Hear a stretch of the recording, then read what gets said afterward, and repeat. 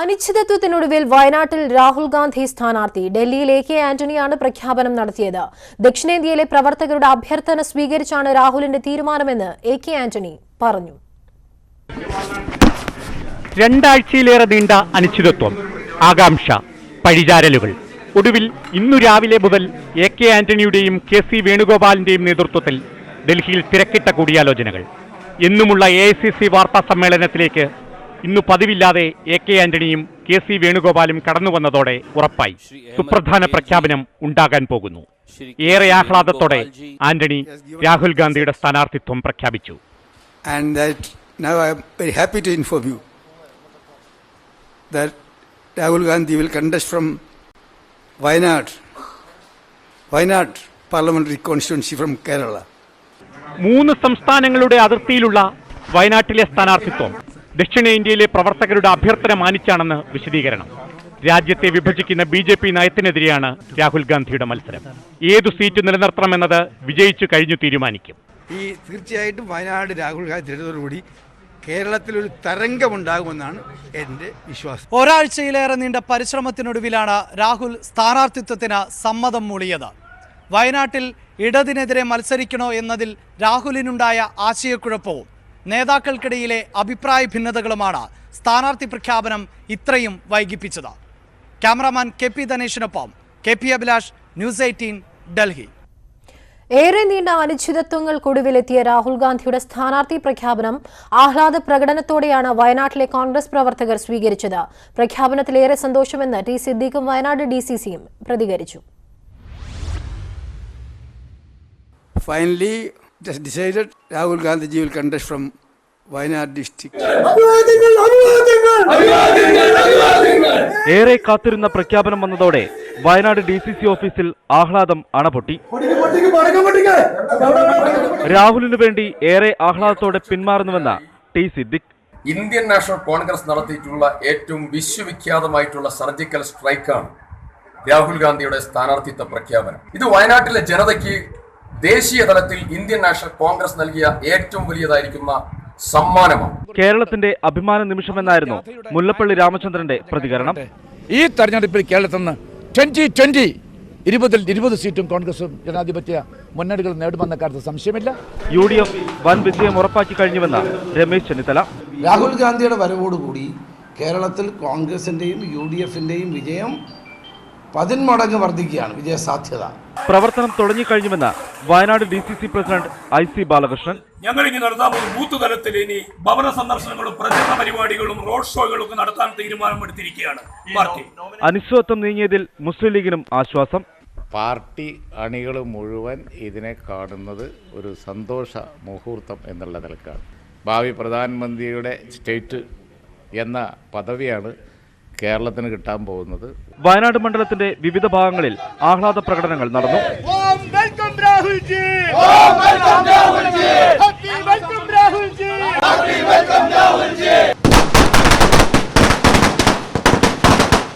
വിവിധ ബ്യൂറോകൾക്കൊപ്പം News 18 വയനാട്.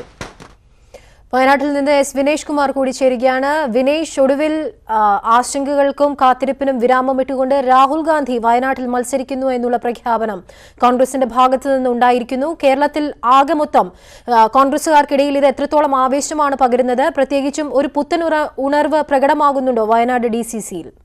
അമിന, തീർച്ചയായും ദേശീയ ശ്രദ്ധയെ ആകർഷിച്ചിരിക്കുകയാണ് ഇപ്പോൾ വയനാട്. ഒരാഴ്ച നീണ്ടു നിൽക്കുന്ന അനിശ്ചിതത്വങ്ങൾക്ക് വിരാമമിട്ടുകൊണ്ടാണ് AK ആന്റണിയുടെ പ്രഖ്യാപനം. വളരെ ആഹ്ലാദത്തോടു കൂടിയാണ് വയനാട്ടുകാർ നെഞ്ചേറ്റിയിരിക്കുന്നത്. നമുക്കറിയാം, കഴിഞ്ഞ ശനിയാഴ്ചയാണ് ഇത് സംബന്ധിച്ച് രാഹുൽ ഗാന്ധി വയനാട് മണ്ഡലത്തിൽ മത്സരിക്കുന്നുള്ള വാർത്ത പുറത്തു വരുന്നത്.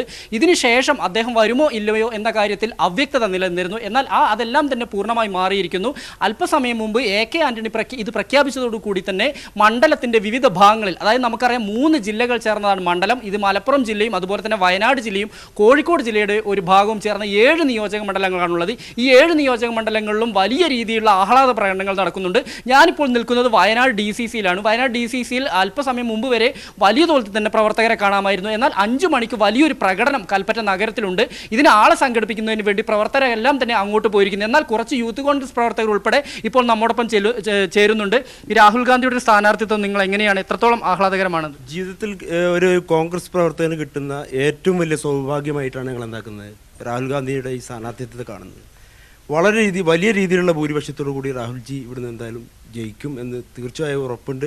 ഇത് വലിയ രീതിയിൽ ഈ ജില്ലയിൽ നമ്മുടെ എതിർകക്ഷി പാർട്ടികളിലുള്ള ആളുകൾക്കൊക്കെ വലിയ രീതിയിലുള്ള പരാജയത്തിന് കാരണം രാഹുൽജിയുടെ ഈ വരവ് ഇത് വലിയൊരു സൗഭാഗ്യമായിട്ടാണ് ഞാൻ കാണുന്നത്.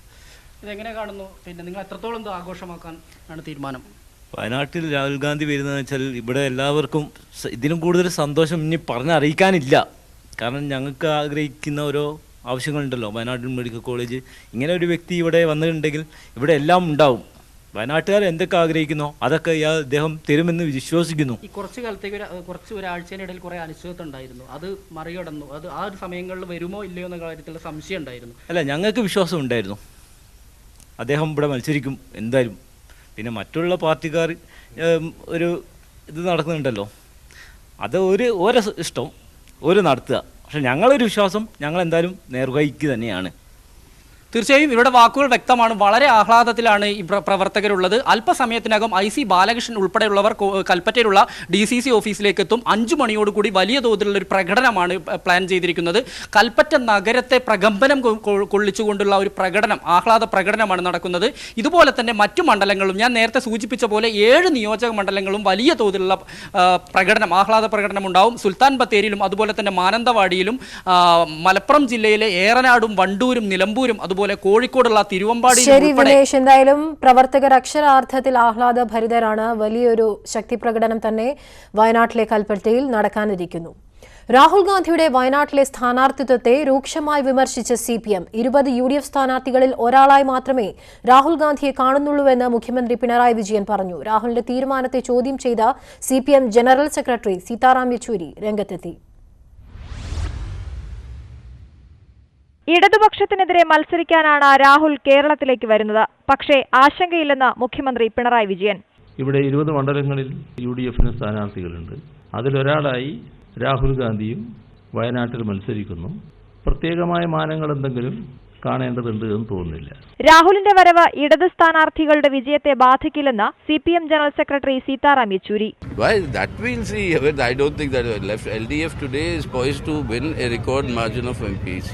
ഈ മത്സരത്തിലൂടെ കോൺഗ്രസ് നൽകുന്ന സന്ദേശം എന്താണെന്ന് LDF കൺവീനർ A വിജയരാഘവൻ. BJPയെ തോൽപ്പിക്കുക എന്ന മുഖ്യ സമീപനത്തിന്റെ ഭാഗമായിട്ടാണോ വയനാട്ടിലേക്ക് രാഹുൽ ഗാന്ധി പോകുന്നത്? കേരളത്തിലെ കോൺഗ്രസ് എന്ന് പറഞ്ഞാൽ ഈ ഇന്ത്യയിലെ ഏറ്റവും പ്രതിലോമ കോൺഗ്രസ് ആണ്. BJPയുമായി കൂടി സന്ധി ചെയ്യുന്ന കേരളത്തിലെ കോൺഗ്രസിന്റെ കൂടെ നിൽക്കാനാണ് രാഹുൽ ഗാന്ധിക്ക് താല്പര്യം എന്നതും.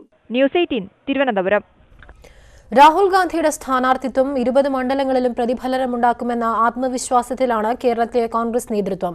BJPയെ വിട്ട് ഇടതിനെ തകർക്കാനുള്ള രാഹുലിന്റെ വരവിലെ ധാർമ്മികത ഉയർത്തി പ്രതിരോധിക്കാനാണ് CPMന്റെ നീക്കം.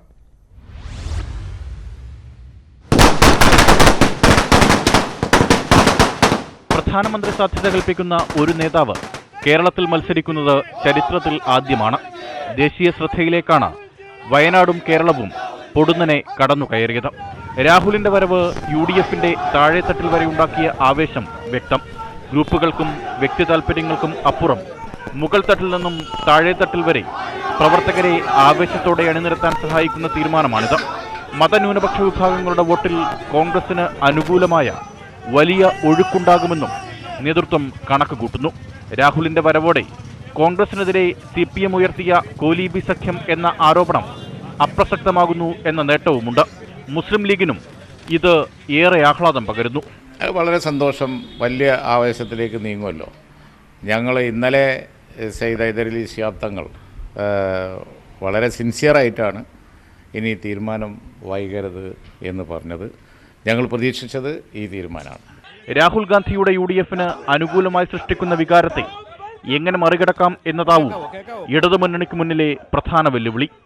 BJPയെ എതിർക്കുന്നതിന് പകരം ഇടതുപക്ഷത്തെ നേരിടാൻ രാഹുൽ ഗാന്ധി എത്തുന്നത് എന്തിനെന്ന വിമർശനമാണ് ഇടതുപക്ഷം ഉയർത്തുന്നത്.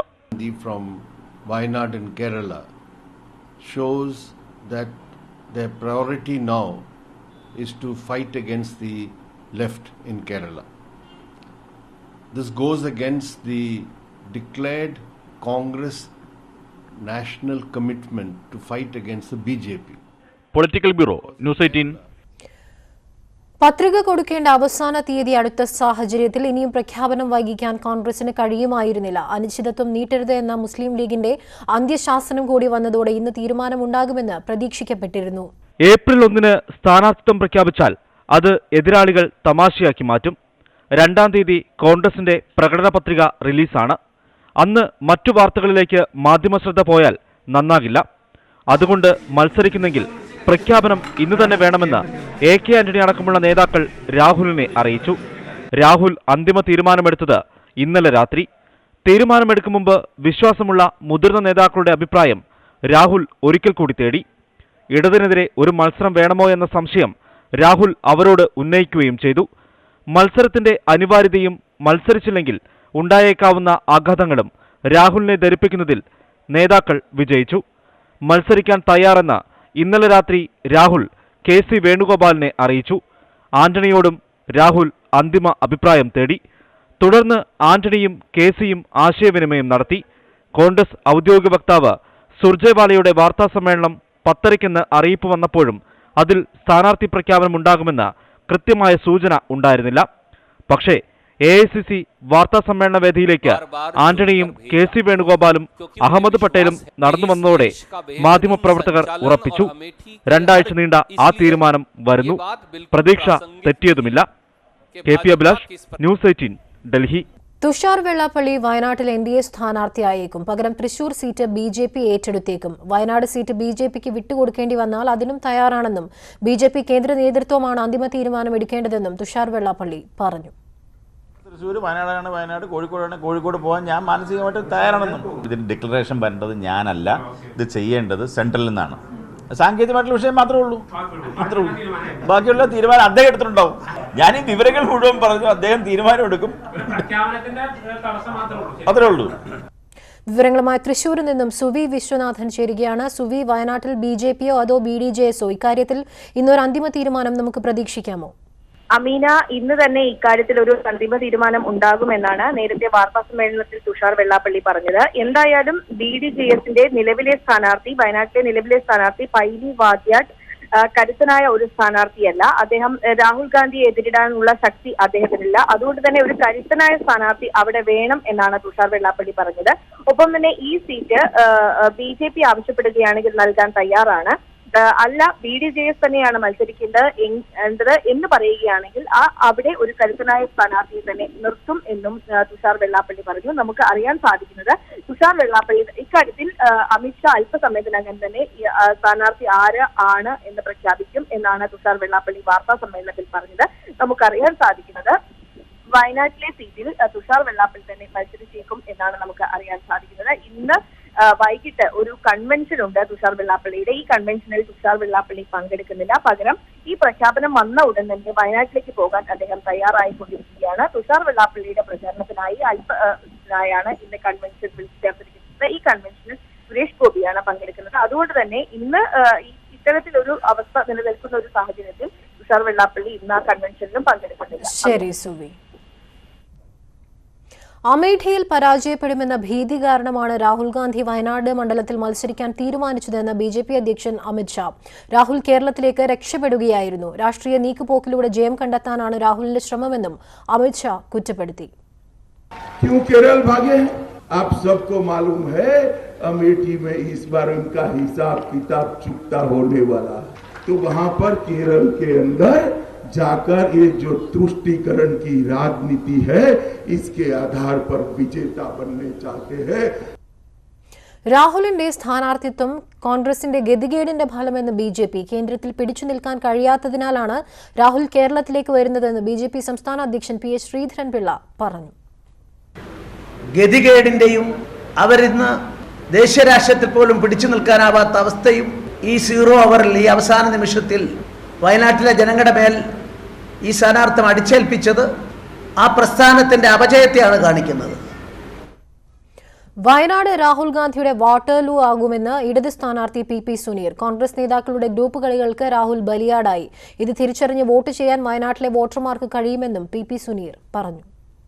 അങ്കമാലിയിലെ പ്രധാനമന്ത്രി നമ്മൾ മുമ്പ് കേട്ടിട്ടുണ്ട്. അതുപോലെ വയനാട്ടിൽ ജയിപ്പിച്ചാൽ വയനാട്ടിലെ പ്രധാനമന്ത്രിയാവും.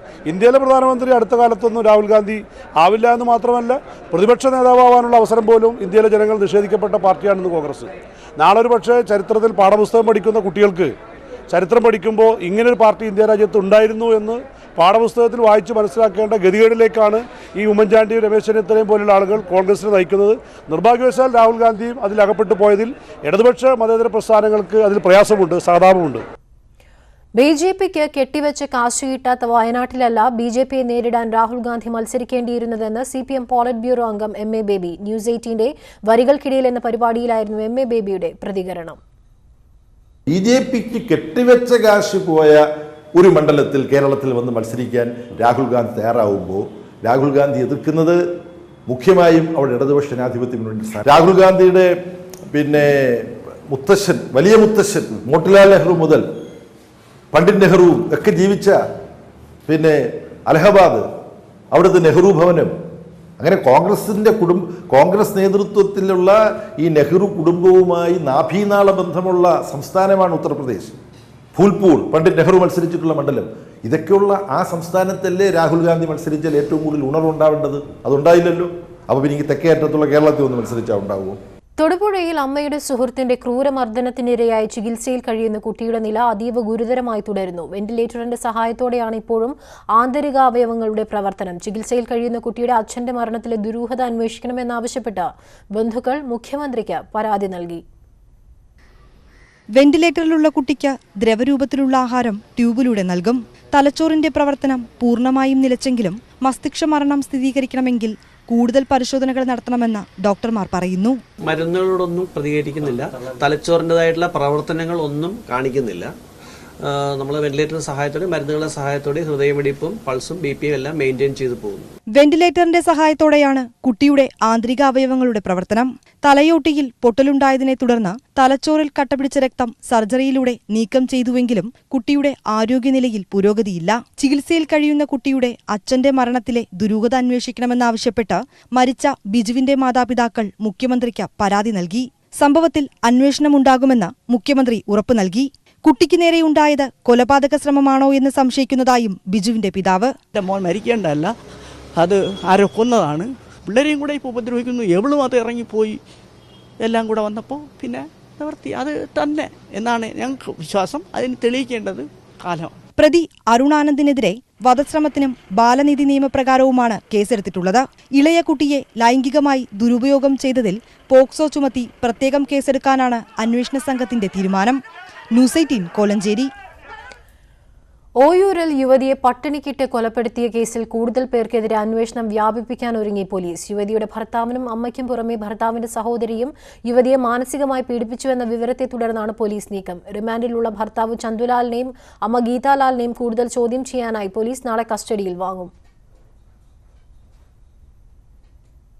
സംസ്ഥാനത്ത് കനത്ത ചൂട് തുടരുന്നു. ഇടുക്കിയും വയനാടും ഒഴികെയുള്ള ജില്ലകളിൽ ചൂട് സാധാരണയിൽ നിന്ന് 3 ഡിഗ്രി സെൽഷ്യസ് വരെ ഉയരുമെന്ന് മുന്നറിയിപ്പുണ്ട്. സൂര്യാതപ മുന്നറിയിപ്പുകളുടെ പശ്ചാത്തലത്തിൽ കനത്ത ജാഗ്രത തുടരും. വയനാട് ഒഴികെ 13 ജില്ലകളിലും നാളെ വരെ ശരാശരിയിൽ നിന്ന് 2 മുതൽ 3 ഡിഗ്രി വരെ ചൂട് കൂടുമെന്നാണ് മുന്നറിയിപ്പ്. താപസൂചിക കുറവാണെങ്കിലും ദുരന്ത നിവാരണ അതോറിറ്റിയുടെ ജാഗ്രതാ നിർദ്ദേശം തുടരും. കഴിഞ്ഞ ദിവസം ഒറ്റപ്പെട്ട സ്ഥലങ്ങളിൽ നേരിയ വേനൽ മഴ ലഭിച്ചത് ആശ്വാസമായി. ഇന്നും നാളെയും ഏതാനും ജില്ലകളിൽ വേനൽ മഴയ്ക്ക് സാധ്യതയുണ്ട്. ഏപ്രിൽ 3 ശേഷം വീണ്ടും താപനില താഴുമെന്നാണ് നിർദ്ദേശം. വേനൽ മഴയിൽ 51% കുറവാണ് ഇതുവരെ രേഖപ്പെടുത്തിയത്. കുടിവെള്ളക്ഷാമം രൂക്ഷമായ സ്ഥലങ്ങളിൽ വെള്ളമെത്തിച്ചു തുടങ്ങി. 4000-ലധികം കുടിവെള്ള കിയോസ്കുകൾ സ്ഥാപിച്ചു. സ്കൂൾ കോളേജ് വിദ്യാർത്ഥികളുടെ അവധിക്കാല ക്ലാസുകൾ ഒഴിവാക്കണമെന്ന് നിർദ്ദേശമുണ്ട്. ന്യൂസ് 18 തിരുവനന്തപുരം.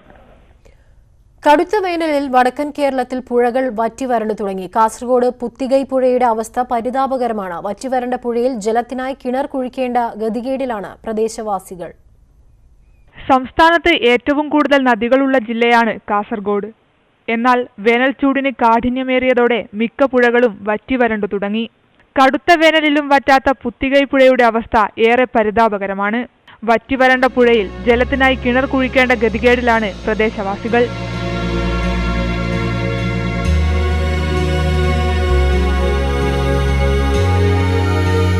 പുഴയുടെ പുഴയുടെ അക്കരെ കടക്കാൻ ചെമ്മണ്ണ് റോഡ് ഉണ്ടാക്കിയിരിക്കുകയാണ് നാട്ടുകാർ.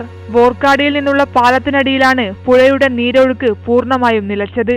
പഴയ കാലങ്ങളിലാണെങ്കിൽ ജൂൺ മെയ് ലാസ്റ്റ് വരെ ഇവിടെ എല്ലാം വെള്ളം കെട്ടി നിൽക്കുന്ന ഒരു അവസ്ഥയായിരുന്നു. അപ്പോൾ ഒരുപാട് കുഴിയുണ്ടായിരുന്നു ഈ പുഴ. ഇപ്പോൾ ഇത് കുഴിയെല്ലാം നീർന്ന് ഇപ്പോൾ ലെവലിലേക്ക് എത്തിക്കൊണ്ടിരിക്കുന്നതാണ്. അപ്പോൾ ആ ഒരു അവസ്ഥയിലാണ് ഇപ്പോൾ ജനങ്ങളുള്ളത്. വലിയ പരിഭ്രാന്തിയിലും കൂടിയാണ് ജനങ്ങൾ ഈ കുടിവെള്ളത്തിൻ്റെ കാര്യത്തിൽ. പുത്തികൈ, മംഗൽപാടി പഞ്ചായത്തുകളിൽ ഏക്കർ കണക്കിന് നെൽകൃഷി ഈ പുഴയെ ആശ്രയിച്ചാണുള്ളത്. പ്രദേശത്തെ കമുക്, തെങ്ങ് കർഷകരും ഇപ്പോൾ ആശങ്കയിലാണ്.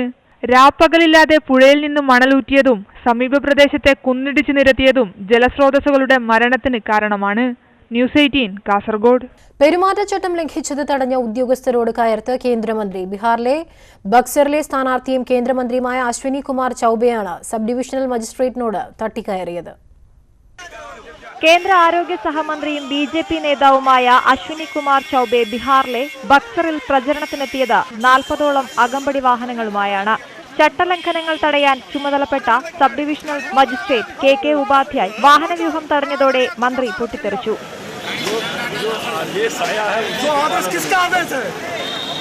इलेक्शन कमीशन का मुझे जेल भेजना है, मुझे जेल भेजना है, चलो जेल भेजो, चलो जेल भेजो। ये गाड़ियों को जब्त करने का है, आपको जब्त करने का है, तो गाड़ी में भी है, जब्त नहीं कर सकते। चलो हटो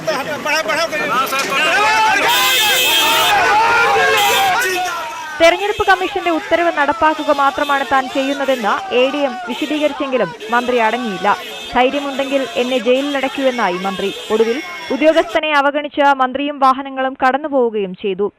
ചട്ടലംഘനം തടയാൻ ചുമതലയുള്ളതിനാലാണ് സ്ഥലത്തെത്തിയതെന്ന് sub divisional magistrate KK Upadhyay പറഞ്ഞു.